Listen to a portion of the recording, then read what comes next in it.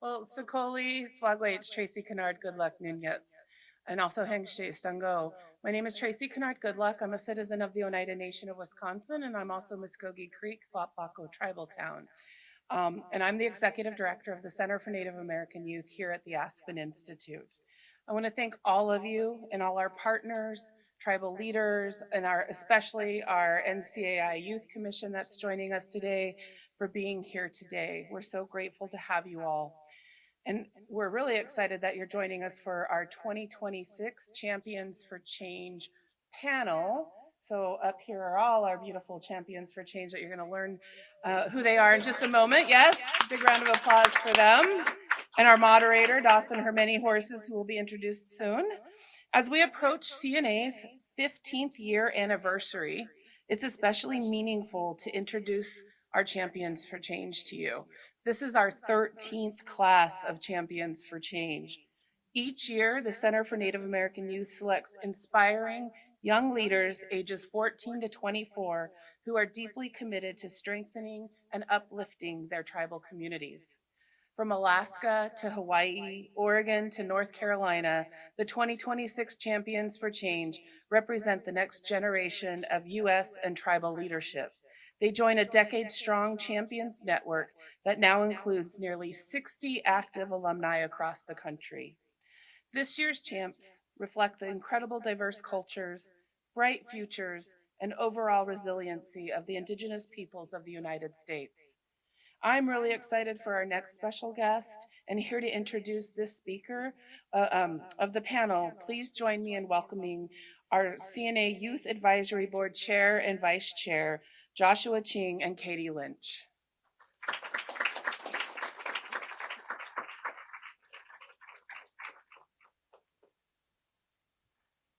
Ani Bojo Nedwe Good afternoon, everyone. My name is Katie Lynch. I'm honored to be here today as the former champion for change and to continue my journey with CNAY as part of the Youth Advisory Board serving as chair. It's truly a full circle moment to be back in this space and to stand alongside the 2026 champs today. Aloha mai kako. My name is Joshua Maka'alaching. I am Kanaka O'Weaver, Native Hawaiian and Uchinanchu from Waipahu, Hawaii. And I currently serve as Vice Chair of the Youth Advisory Board alongside Katie. Being part of the Champions program shaped my leadership journey and deepened my sense of kuleana, or responsibility, to creating pathways for Native youth voices and innovation. I'm grateful to still be connected to this work and excited to support and learn alongside the 2026 Champions. It is truly an honor to have the Center for Native American Youth as part of the Aspen Institute and to be in community together for this moment.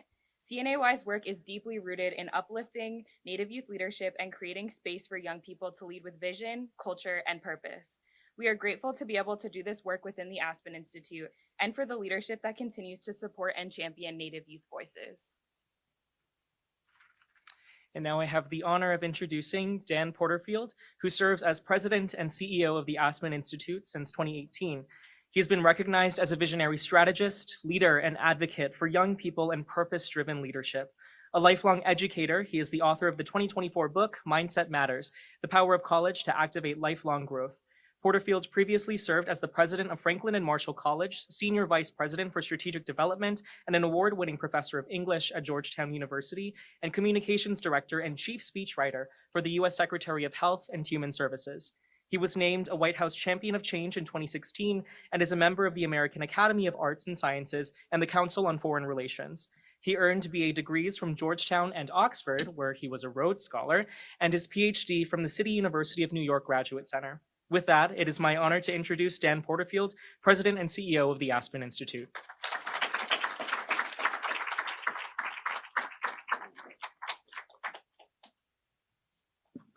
Thank you, Katie and Josh, for that introduction and for your leadership and the care and brilliance you bring to your work.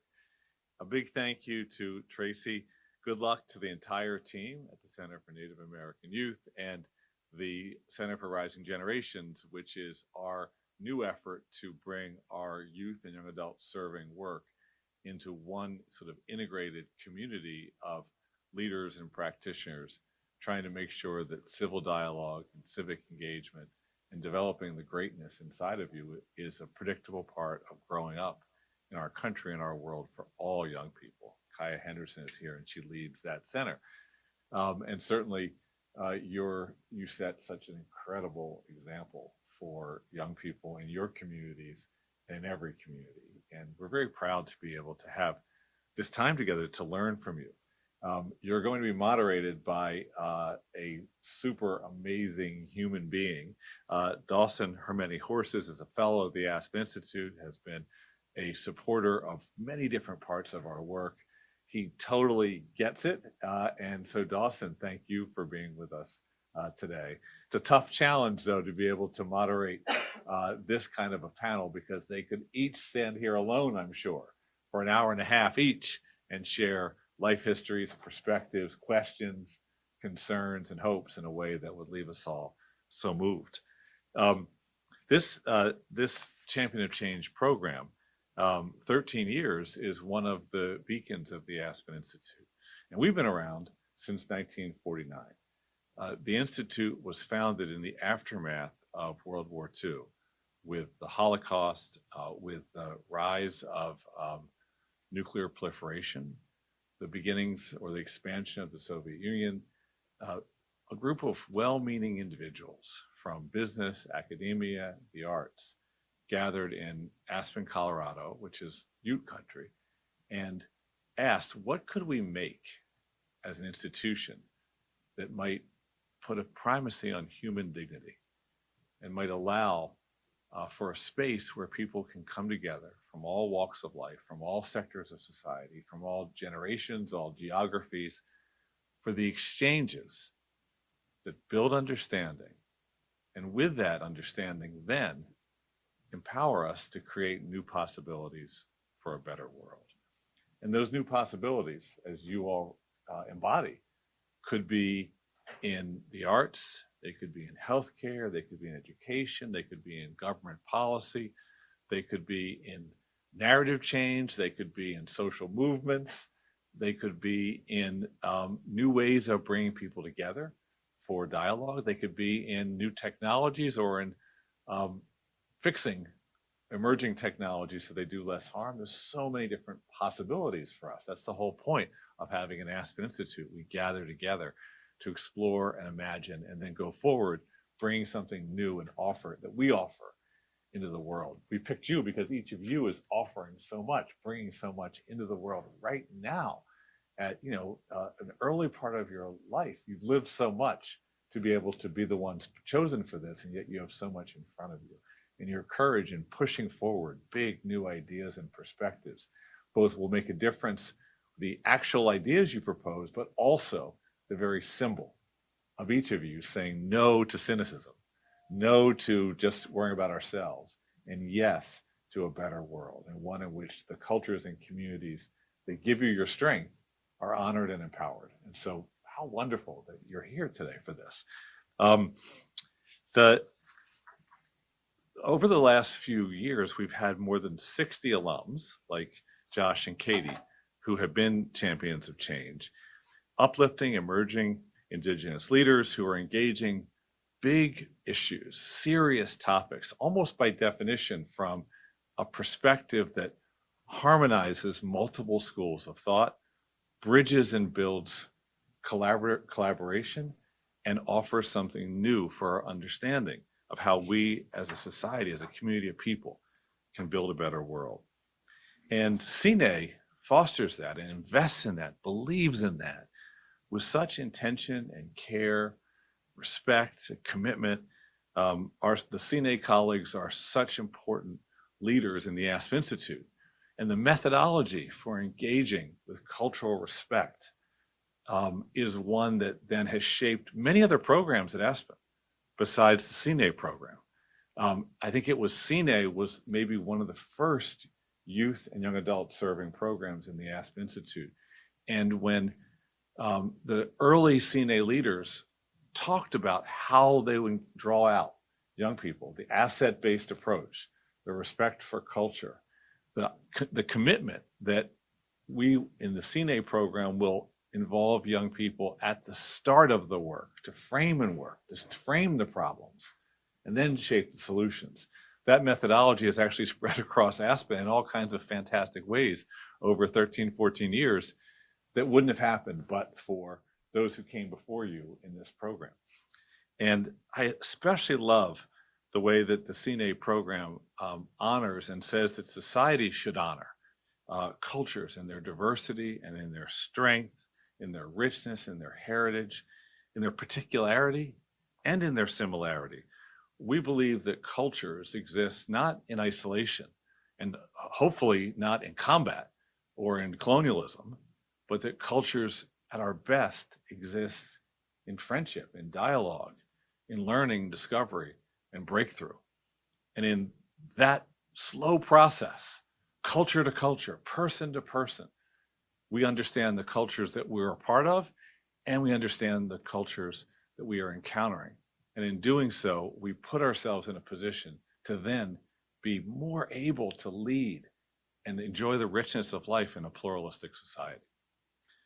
So this year's Champion of Change cohort reflects those ideals. Each of you has done so much. We are excited to learn from you and then to go forward as witnesses to what can be done to make this world a better place, because you'll show us what you're doing. Thank you all for being here.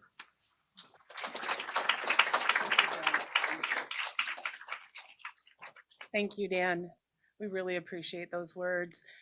Now, without further ado, I don't want to take up too much more time. I just really want to say I'm really grateful to introduce you to Dawson Hermany Horses, and he can give you a little bit more background, introduce himself as he's also introducing our new champs to you. But I just want to say thank you, Dawson. We're really grateful. I'm grateful personally for your mentorship, your friendship, and just your outright support and championing of our all things CNA. So thank you. And without further ado, I'll turn it over to you. Great. Thank you so much, Tracy. And thank you so much, Dan. It's great to be back here at Aspen in Washington, D.C. And as Dan has said, for over 75 years, the Aspen Institute has been a place where leaders come together to reflect and wrestle with, real responsibility and real consequences. We've heard about the history that shaped the Aspen Institute and the Center for Native American Youth and why moments like today matter. What I want to do now in the time that we have is turn our attention to the leaders beside me. The champions of change sitting here today are navigating a world shaped by uncertainty, challenges, and urgent questions about the future. They are doing so as leaders grounded in Native nations, sovereignty, culture, and responsibility for future generations and to one another. Much of that leadership unfolds in ways that are not always visible in mainstream leadership spaces, but it is no less consequential. At a time when many people are searching for new ways to think about leadership and community, Indigenous perspectives have a great deal to offer the world right now. Bringing these young leaders together is Aspen at its best. It creates space for voices that expand how we understand leadership, and it reminds us that the future is not abstract. It is already being shaped by the people in this room. So to begin, I'd like to hear from each of you about the roots of your leadership. I want to start at the other end. If you could also introduce yourself. The first question is, how does your cultural identity shape the way you lead or show up in the world? Hello, everybody. My name is Sebastian April. I'm Mi'kmaq. I'm here representing the broader Wabanaki Confederacy in the Mi'kmaq Nation. And I'm currently a junior at the University of Connecticut, majoring in plant science and minoring in cannabis cultivation. And one way I feel like my identity shapes the way that I lead is by, representing my family as well as representing my own personal values that I've grown up with throughout, the time since I was a kid, and representing my communities that I am also very fortunate for being part of.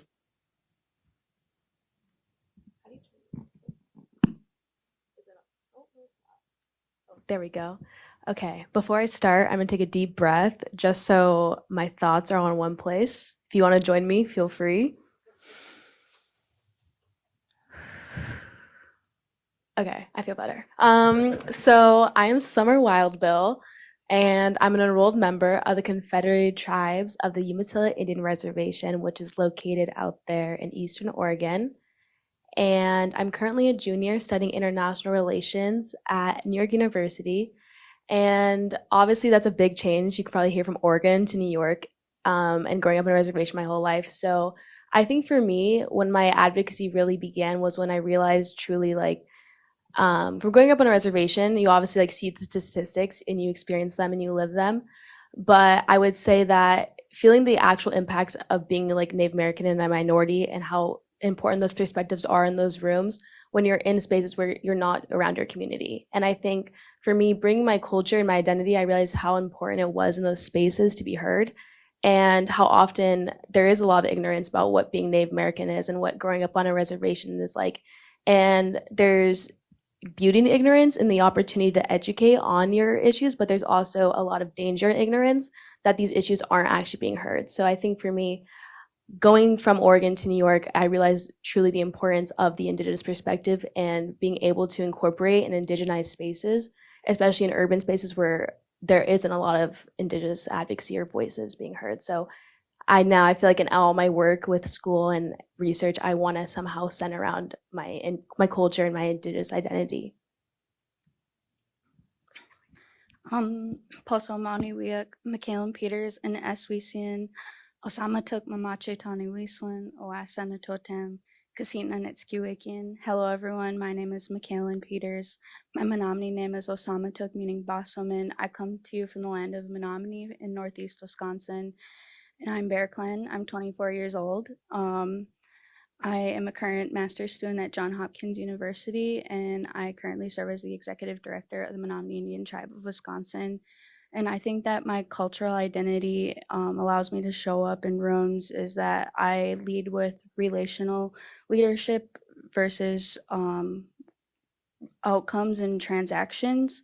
I also think that my role as a big sister plays a big part in how I show up in rooms. I'm also the oldest granddaughter on both sides of my family, so I live by the saying that there's always a child watching you in the room. And I also think that having accountability to my community plays a big part in the way that I show up in the world. And being Menominee and the way that and the history of my nation and going through termination and restoration, I think that that plays a big part because it shows that history does play a part in that sovereignty and adaptation and resiliency is always going to be with me and needs to stay with me, and that plays a big part in my ancestors and who is with me when I'm in a room. Naha Pipi, Zion Richardson, Minkila Kewa, Mima Halawasaponi Yesan, Hollister, North Carolina, Watiwa. Good day, everybody. My name is Zion Richardson. My spirit name is Mihan Oknaho, which translates to she is busy working in the Tuda-Wasaponi language. I'm a proud citizen of the Halawasaponi people, also known as the people of the Red Clay, and I am a proud product of Hollister, North Carolina, where my tribe is based. I would say that in every space I enter, right after I say my name, I say my people. I let my people lead me in how I am a leader. In a leadership institute I'm a part of in partnership with Campbell University and the North Carolina Commission of Indian Affairs, one of the first things they told us is that you cannot have leadership without followership. And whenever I've been asked to define what leadership is, I can't do that without humility. So I always think about my Halawa people and how I can do my best to lead with that in the spaces I'm in.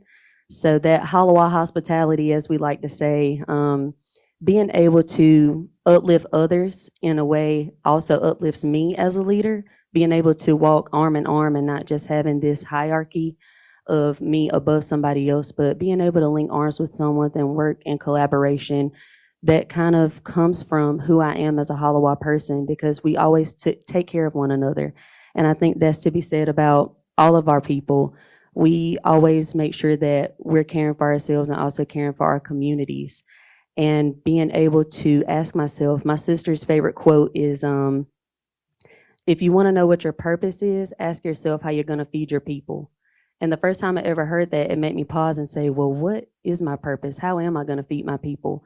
And I think the main way that I do that is just by showing up for them and letting them also lead me. So leading back to that followership, being able to humble myself to exalt the place that I come from and the people I come from, and just being proud of being of the people of the red clay. When you think about a piece of clay, it starts off, any beautiful piece of pottery starts off as a ball of dirt. And we have red dirt everywhere in Hollister. So being able to see how something so unordinary, like so ordinary, can become something extraordinary just with the right tools and the right work and putting in that time, that's kind of how I view my leadership, is through that commitment and also being able to humble myself to exalt other people. Aloha mai ka ko, o wau o Kayla Geraldino Ku'uahulili Tovis. He Hawaii ame Akamo Pueblo au, no o'ahu Hawaii mai au. My name is Kayla Tovis. I am Native Hawaiian in Akamo Pueblo, and I am from Oahu, Hawaii. I'm currently a senior at Cornell University. For me, my cultural identity has had a long journey figuring out how it directs my leadership. For me, I've grown outside of my homelands, Hawaii and New Mexico, and because of that, I've had a troubled journey trying to figure out how I felt about my cultural identity, and because of that, I felt like I wasn't deserving to be a leader in a way. And through a journey of reclaiming my sense of self, reclaiming my cultural identity, I was able to realize that it's never too late to start. It's never too late to reclaim yourself. It's never too late to change your path. And because of that, I realized I wanted to be a leader that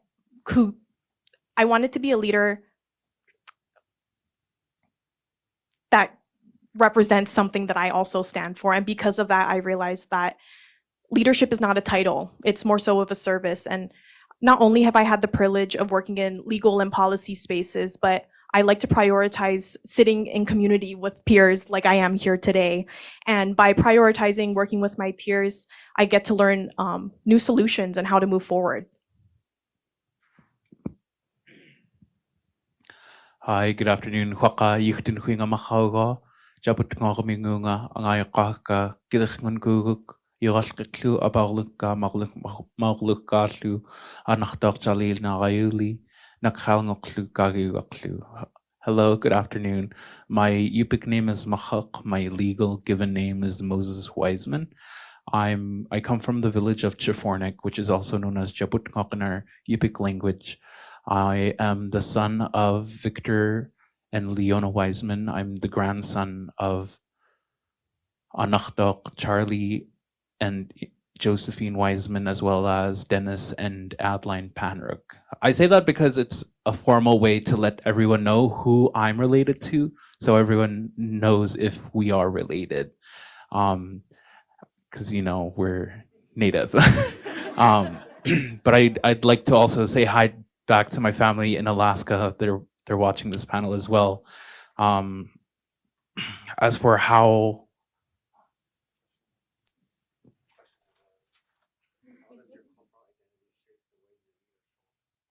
okay.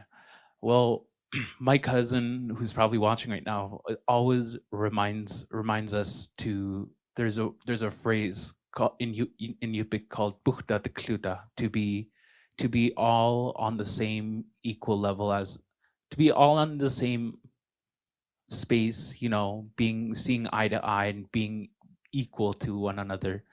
And you know, when I was going to school in Minnesota, I never really understood what it meant to advocate for your people as Native people. And my journey started back at the College of St. Benedict and St. John's University when we discovered that, you know, that school was historically an industrial boarding school, and you know what it meant to step in to advocate for people to get their ceremonial items back, what that meant to, you know, go up to administration and be like, hey, what you're doing is, you know, wrong. You should probably give it back. And eventually, when I went back to Alaska, I started my journey to be to lead the Alaska Native Languages program, and what it meant to, you know, right then and there to provide language services for our Alaska Native people, and understanding that although people are trying to preserve the language, and although people are trying to take the wisdom from our elders and put it into books, what are we doing right now? What are we doing right now to be able to provide for our people to understand the services that they're being provided by the government or by the state, for them to understand it? And so, I always think of the phrase that my cousin tells us and to reminds us, "Bukta tekluta," to be humble, to have humility. Great. Thank you so much for all of your responses. I feel like I should have a podcast because I have so many questions I want to ask all of you based on your responses. Building on that, I'd like to ask about the strengths you see around you. So going back to the end again, what strengths do you see in Native youth that deserve more recognition?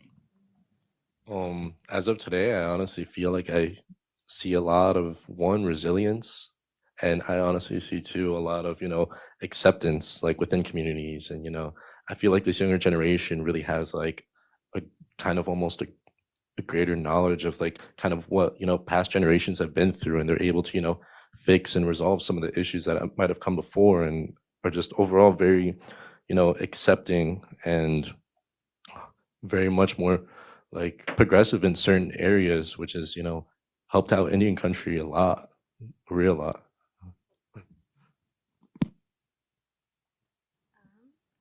For me, is it working?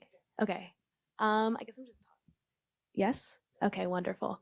So I would say for me, one thing about being surrounded by these wonderful youth and also getting to hear yesterday, NCAI's Youth Council was super inspiring for me as well.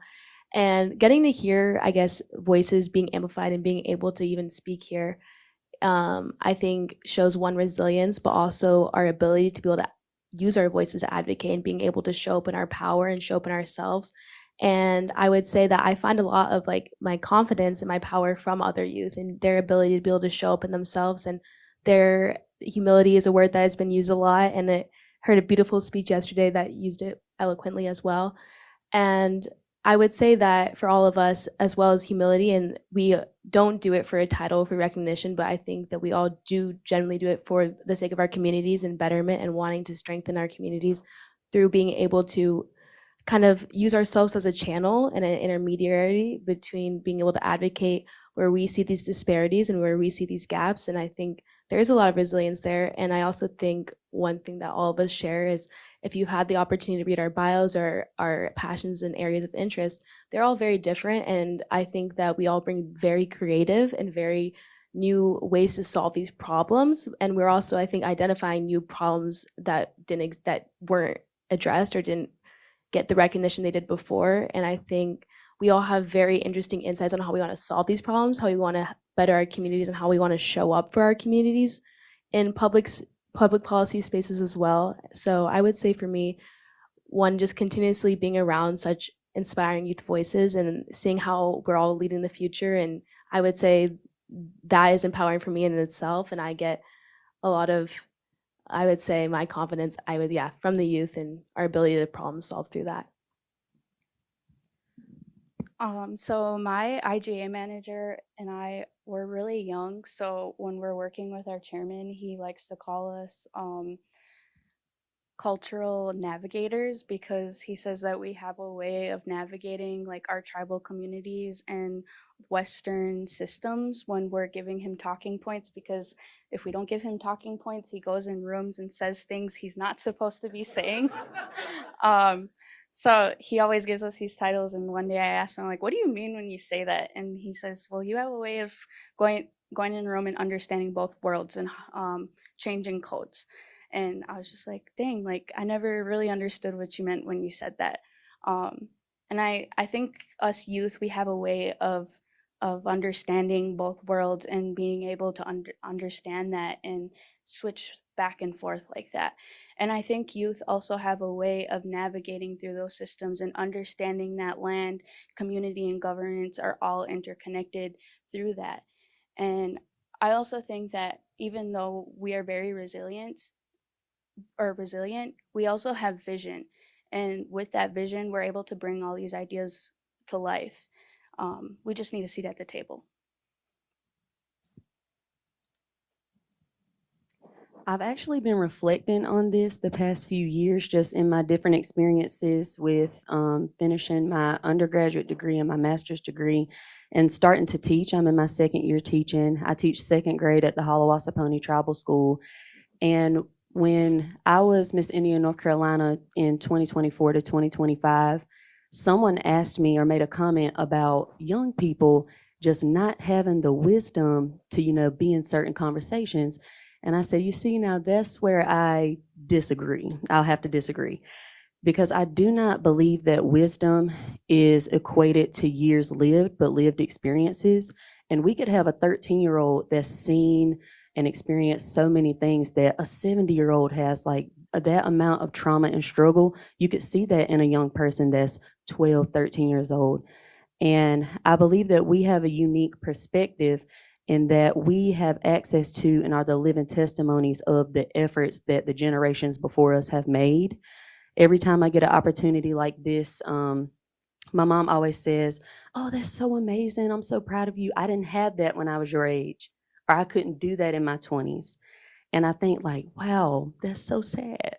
But then I also think, how can I live in this moment right now and do, my mom's name is LaDonna, and do young 24-year-old LaDonna justice in this moment? How can I live this for the both of us? And I think that that's also the power and passion that comes with youth, is that we, and I'm speaking for me personally, I feel like I have a responsibility to live that for the ones who couldn't do it before me, who paved the way for me to have that opportunity, and also the youth that are coming after me to see that you can do this. And just thinking about how our people are inherent storytellers. Every time we walk out of a door, the way we walk, the way we talk, the way we dress, we're telling a story. But I think about it being a step further with truth tellers, and just being able to share our experience is us living and speaking and sharing our truth. And I feel like our young people have the same level of passion as our elders do. When we get to talking about a tribal issue or something in our community, it impacts us too. And something I heard yesterday at the State of Indian Nations is that we need to have an opportunity to be at the table for those conversations, because we are living in the present right now with the things that impact us, but we also are going to have to navigate the future that we inherit. And not being able to be a part of that, and then having to be pushed into this situation where we then have to make decisions for those who are coming behind us and be in the same place. I just feel like youth have a unique perspective in that we're bridging the two generations, a generation that didn't have versus ours having more opportunities like this and being able to navigate those, to the ones coming behind us who are going to have even more opportunity.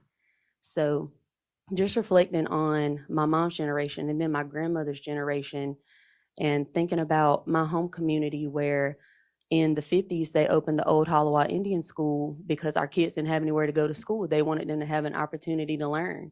They built the building with their own hands, paid the teachers with their own money after driving 2 hours to work just to provide for their families. And thinking about the power and resilience of my people back then, and being able to teach at the school now that it has reopened as a tribal charter school, it just makes me feel empowered to sit on a panel and even in the room, like with the Youth Commission, youth being able to share space with young leaders who have that drive and that vision to want to make a better tomorrow for those behind us, while also honoring the truth that was told by our elders and the ones who are from our parents' generation who might have not had the opportunity to do the same thing.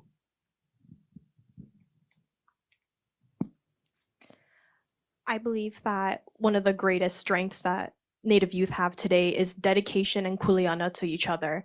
Kuleana is responsibility, and going to a PWI, my first year at Cornell, I had a really hard time navigating the spaces, especially because I had just come from home and I attended Kamehameha schools, which is an all-Native Hawaiian school. Education there is rooted in culture and language, and going to Cornell, it was a new environment for me, completely new terrain. And I had joined a few clubs. I was even on the board of a club, and what I immediately noticed is how detached everyone was from each other. Our board wasn't in sync. It didn't seem like they had a responsibility towards one another. And that's when I realized that maybe I need to start shifting spaces here at Cornell. Then I started moving on to the ACE program, which is our Indigenous Students Program. And there I was greeted with many, many happy faces. And I immediately realized that not only were they passionate about their clubs and their extracurriculars, but they were passionate about each other. They saw each other, they heard each other, and they realized that in order to keep mobilizing together, they had to stick together. That's a lot of good answers. I personally think youth are amazing, because if you think about, the timeline of how times have changed, back 3 generations ago, our grandparents couldn't even go to school. Some of them had to drop out even before they went to high school. Our parents, barely could transition from high school to college. I was lucky enough to be able to go to undergrad, coming from the village. Oh, if you look at Alaska like this, right? I'm from all the way out on the coast. Rural, like capital R rural. And technology is advancing. Western culture is, becoming more and more integrated into our cultures. But as the generations, as the youth are, growing up, the next generation of youth are coming up. They're so very intelligent. Being able to foster that growth and allowing youth to sit on the table and create decisions with them is so important. Thank you. You've all highlighted strengths that are often unseen or undervalued. I'd like to turn now to how institutions can better recognize and support that leadership. How should tribes, state governments, and organizations such as Aspen involve youth in decision-making? Sebastian? Well, I ultimately think that youth are really the future. They have a lot of promise and a lot of bright ideas that, help change the world around us. So I think that they could help change the future. And I think that, a lot of folks that might be older than a lot of us standing up here or whatnot should also have, like a little bit of an open mind or some conscientious thought to, listen and respect the youth for some of the ideas that they have, because I think that we could honestly change a lot. And I feel like that there's just a lot of opportunity that comes with the youth. There's so much.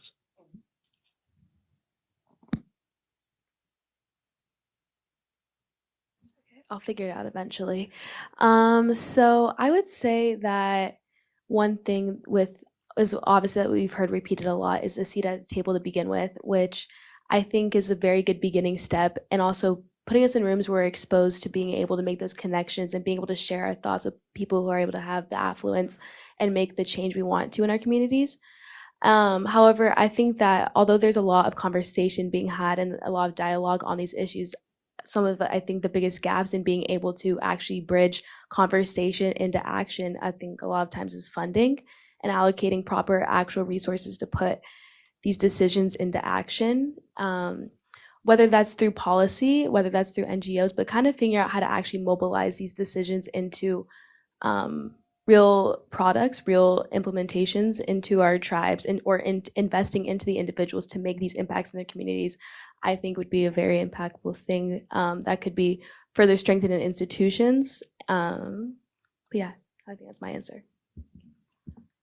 I'm gonna have to say, don't ask youth to react to decisions.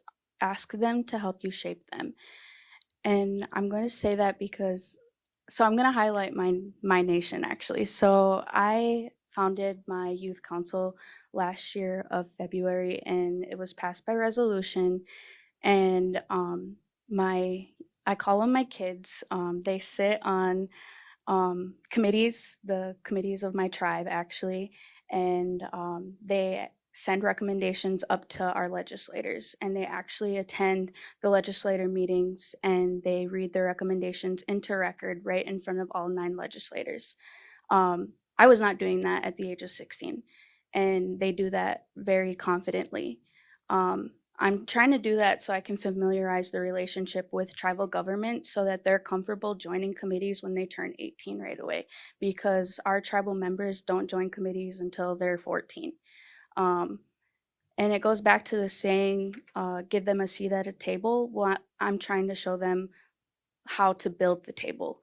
And my tribe is doing a very good job of doing this, instead of asking them to react to these decisions, because when they're coming to legislator and asking them, well, we've noticed this issue is happening in this community, can you help us? Like, for example, when SNAP benefits got cut, the first thing they wanted to do, my group chat was blowing up at midnight.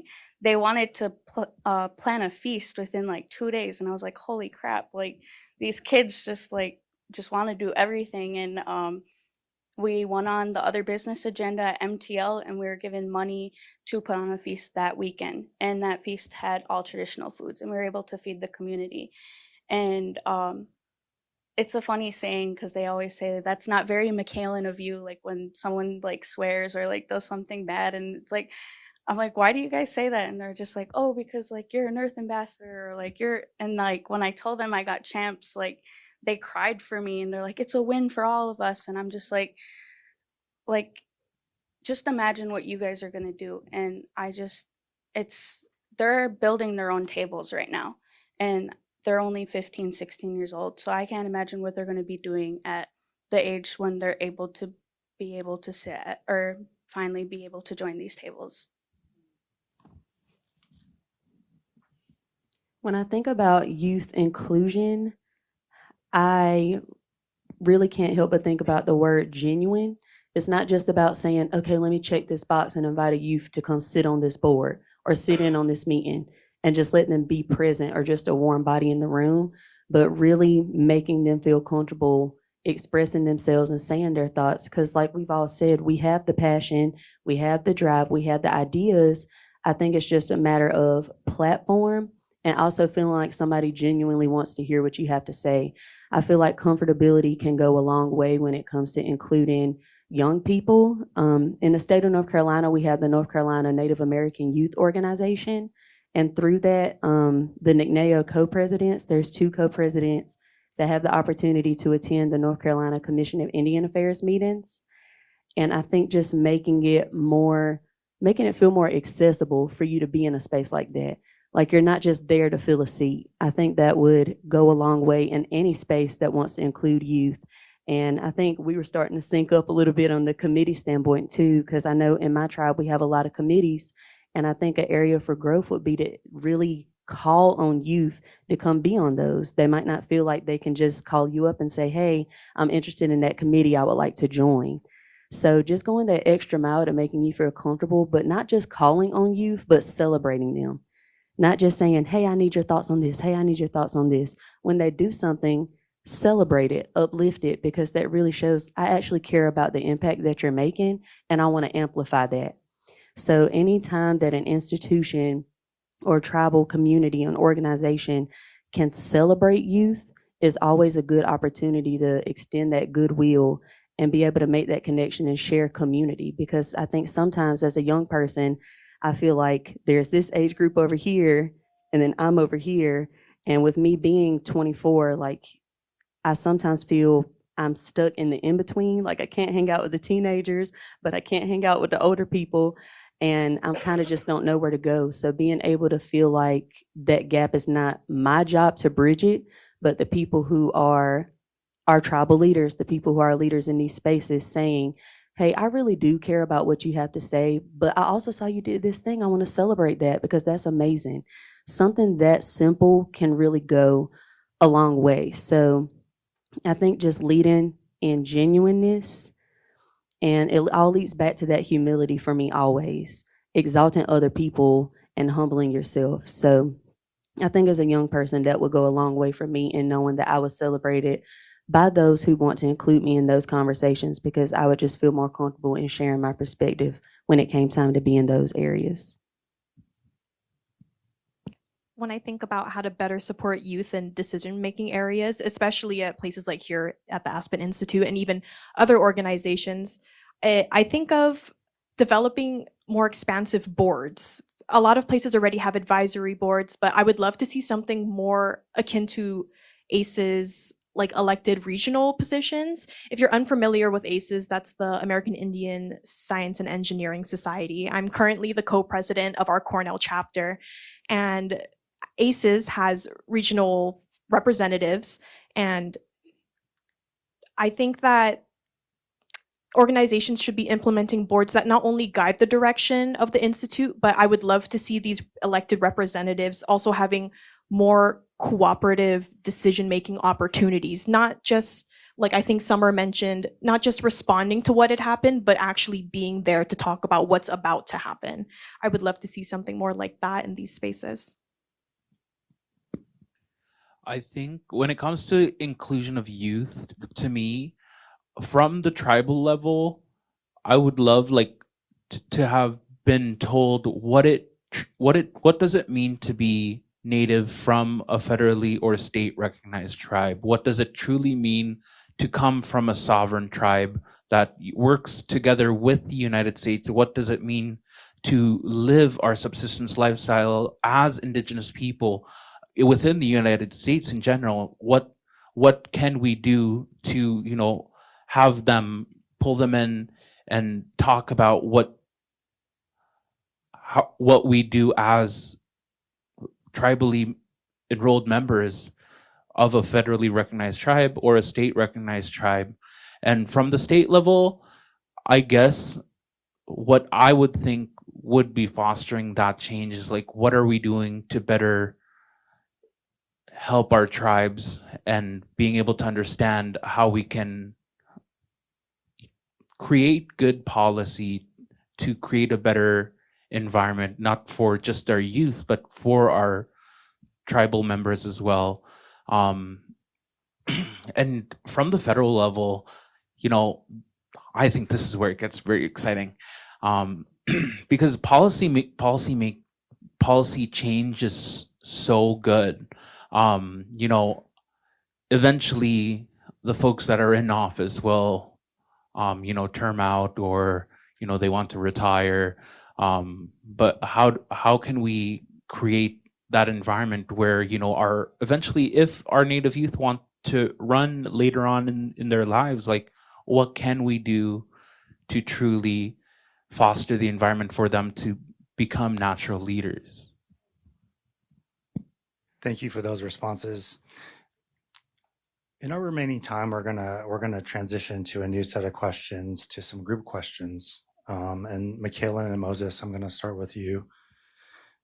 CNAY released a report in 2024 showing that Native youth who are culturally educated are 4 times more likely to see themselves as leaders than those who are not. So the question I have for both of you is, why is it important to you to ensure that cultural connections, whether through ceremony or Native language programs, are accessible to Native youth?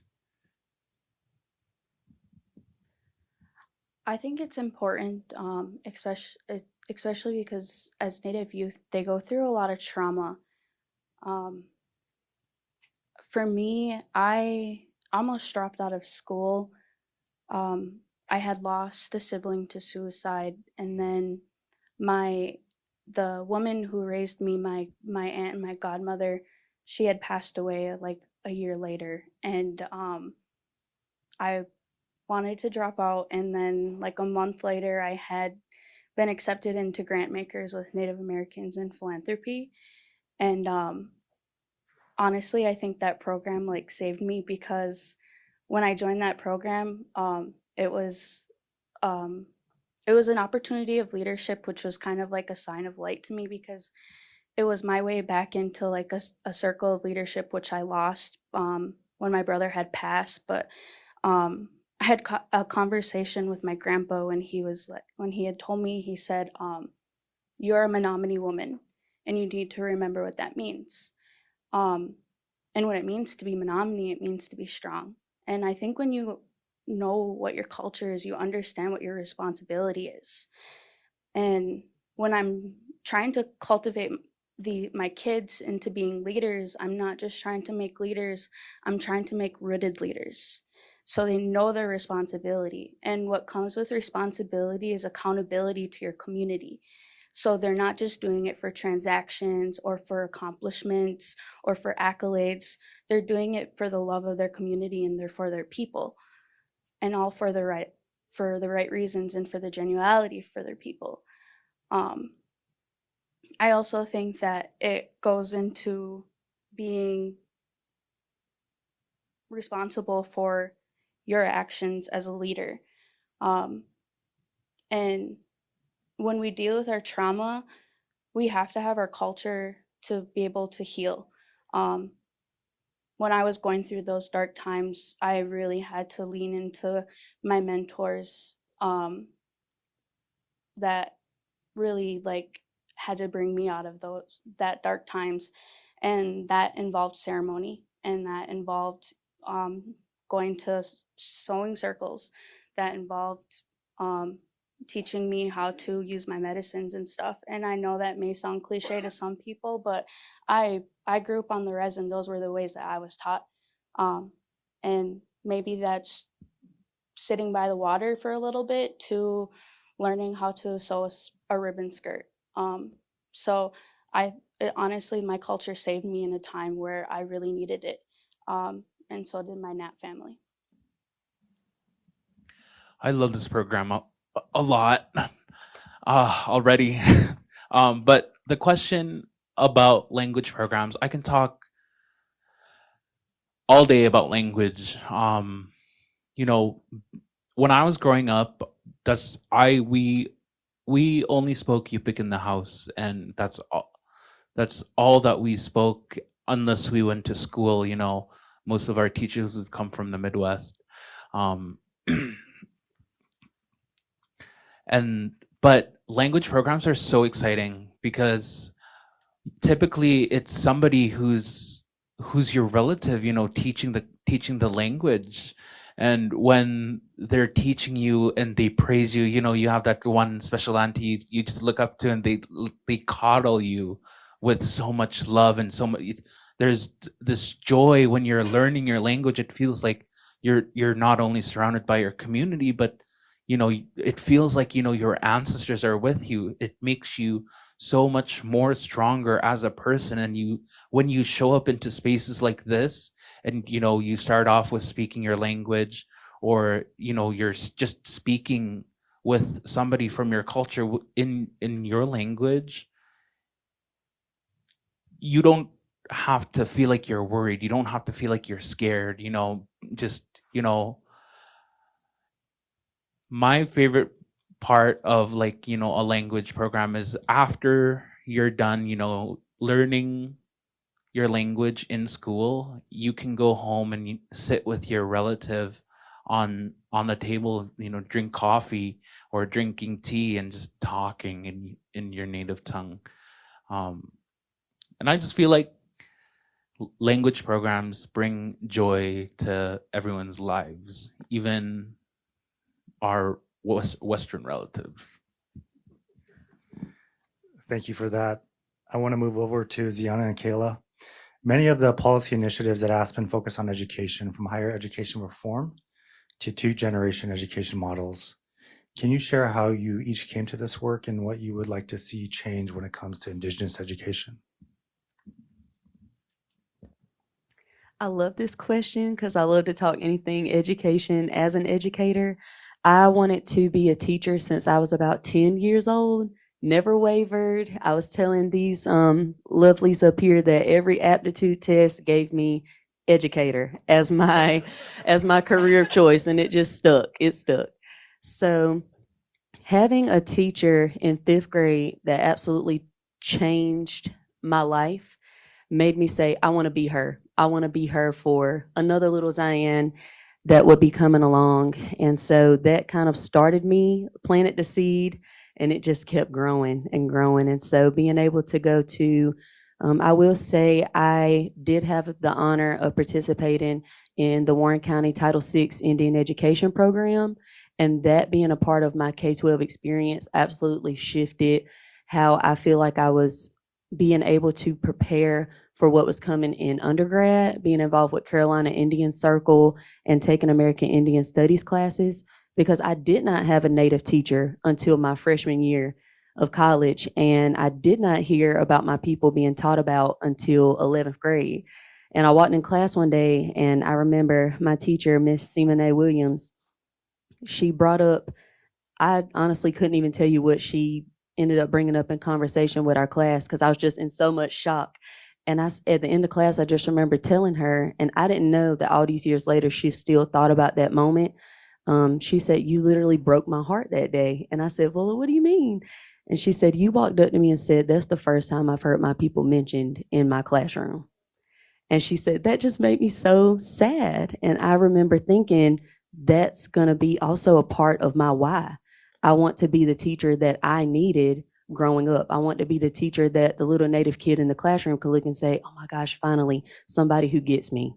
I can say something and I don't have to over explain myself, explain what it means. I know a lot of times when I was in college, especially, my accent made it, I don't know if y'all could tell I have an accent, made it hard for me to be understood in classes. And I didn't realize how frustrating that was to be away from people who understood me until I had to actually go and live that.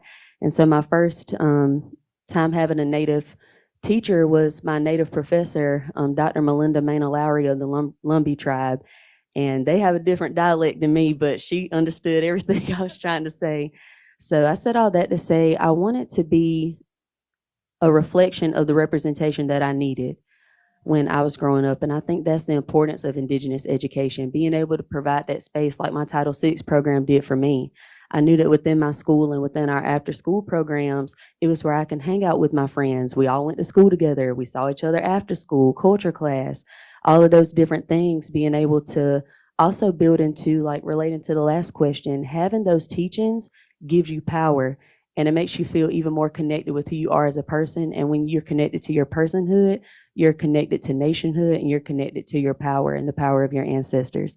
So I think that really speaks to what Indigenous education can do when it's put into spaces with Indigenous kids, because now having the opportunity to teach at our tribal charter school is a part of our charter to incorporate Halawasaponi teachings and culture into the classroom.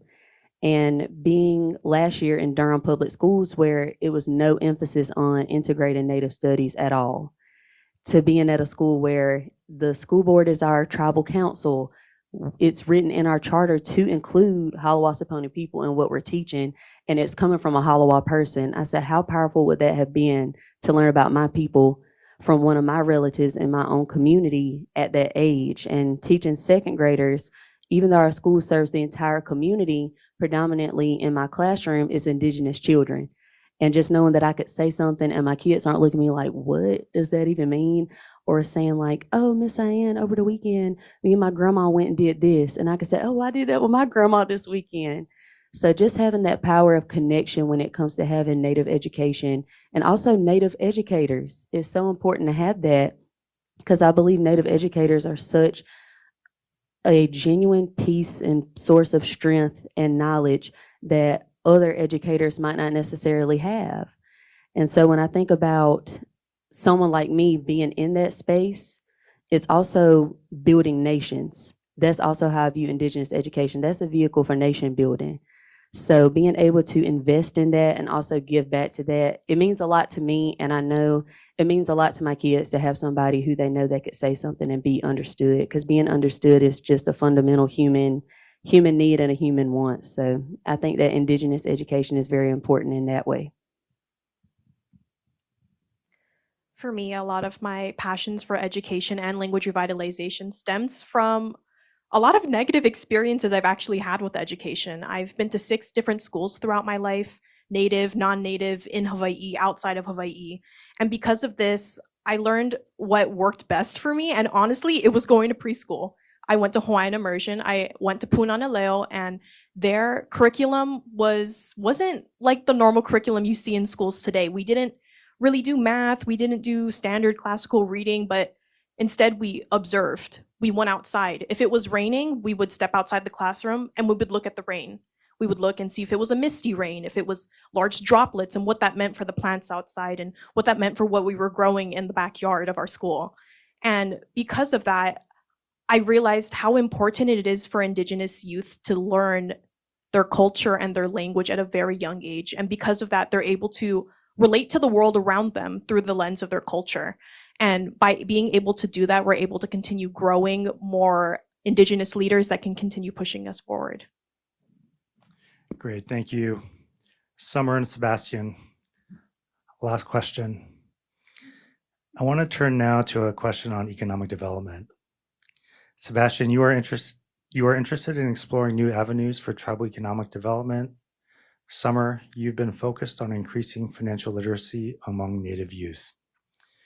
Can you share why both individual financial literacy and new forms of tribal economic development are critical for the long-term strength and survival of tribal nations across the United States?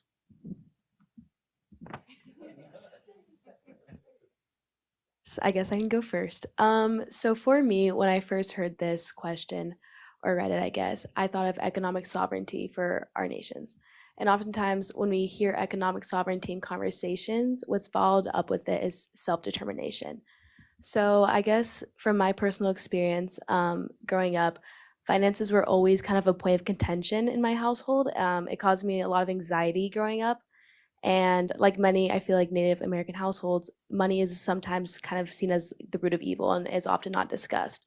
So I would see kind of how money changed a lot of dynamics within my family and kind of how these issues and problems around money didn't just stay within my family. Like they would like leave and they kind of serve as a root issue, which goes and funnels into other issues. It can go into issues such as domestic violence, alcohol and drug addiction, and kind of how these issues can kind of build upon each other.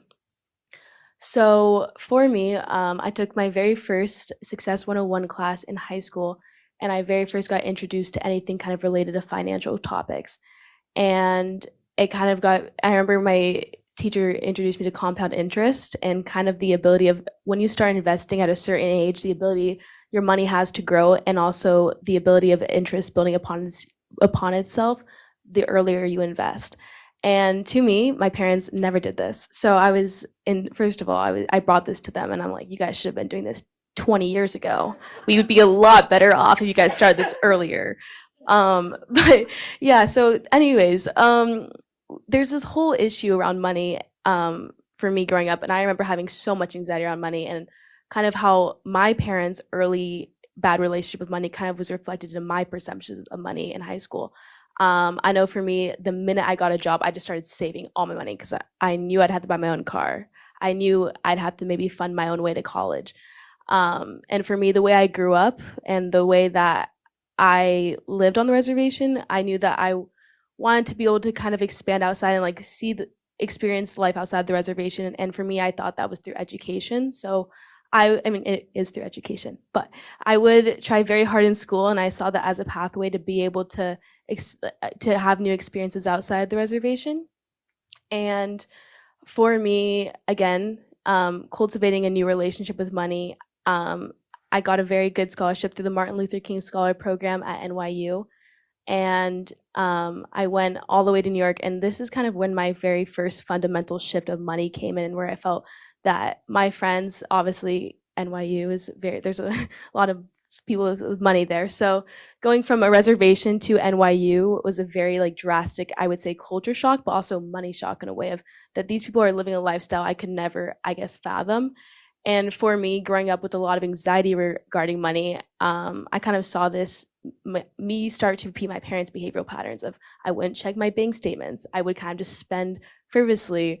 And I caught myself kind of falling back into these patterns. And then I realized when I had this opportunity to go to school and I was on scholarship and I also had additional money that I was made from my job, how I wanted to be able to reinvest in myself and being able to reinvest in my future and be able to make my money build longevity. So I became a personal finance junkie. I read every single investing book. I read every single investing video, and I got very into stocks. And I started just slowly growing my money and learning how to, I guess, maximize my ability to allocate my funds, I guess, into savings accounts, emergency funds, and just being able to be a financially independent woman, I think, for myself. And tying this back into like sovereignty and finding sovereignty within myself and the importance of how I'm able to show up for myself financially, and being able to be, with sovereignty comes self determination. So through this, I guess, tying back to this idea of the reason why I got super implemented into financial education and for my community was because, as we know, tribes are growing economically a lot, whether that's through casino revenue or whether that's through what I recently learned today, which was the federal contracts. Thank you. Yes. And being able to build our own economic sovereignty as nations, and then also being able to transfer that wealth into the community level.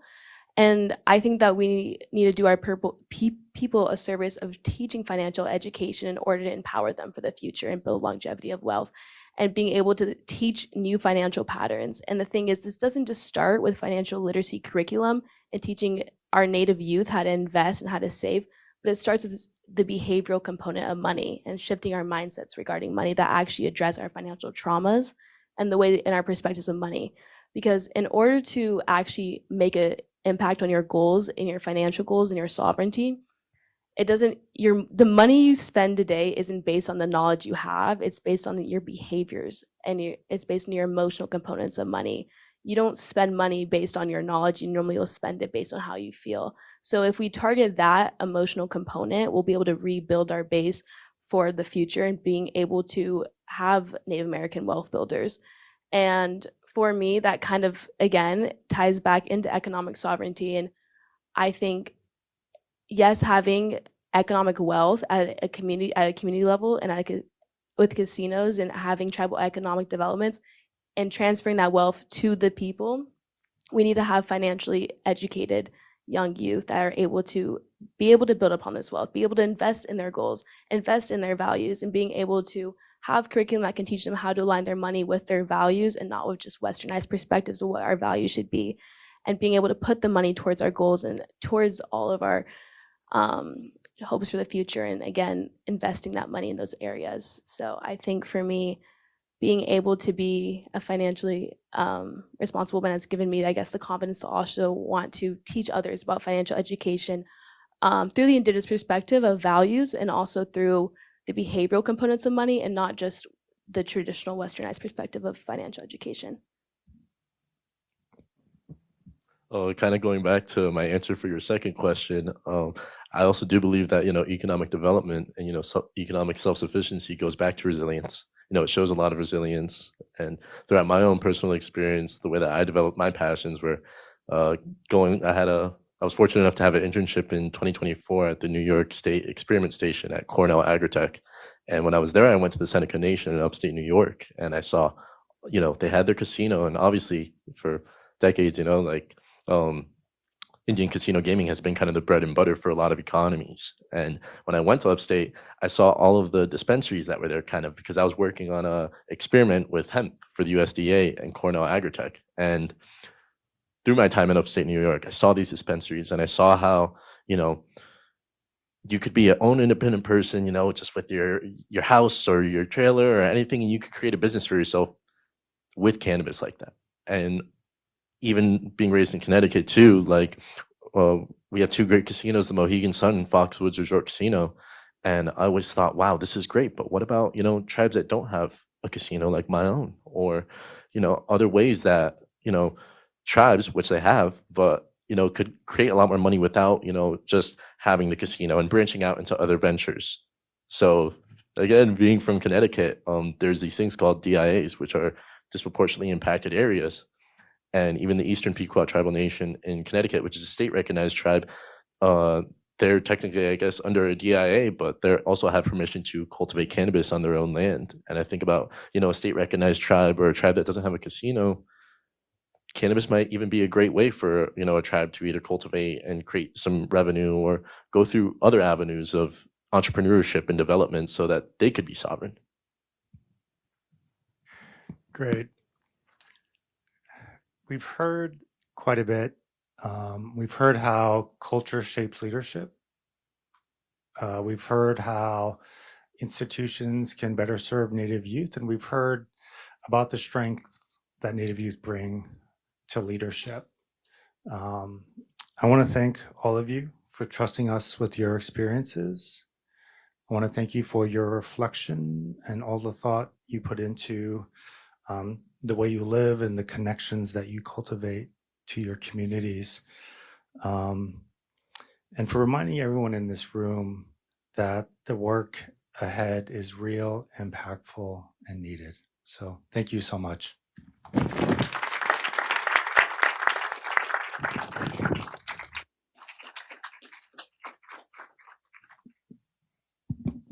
Thank you.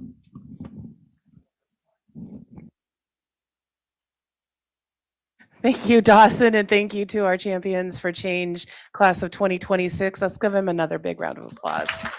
They're amazing. They are amazing.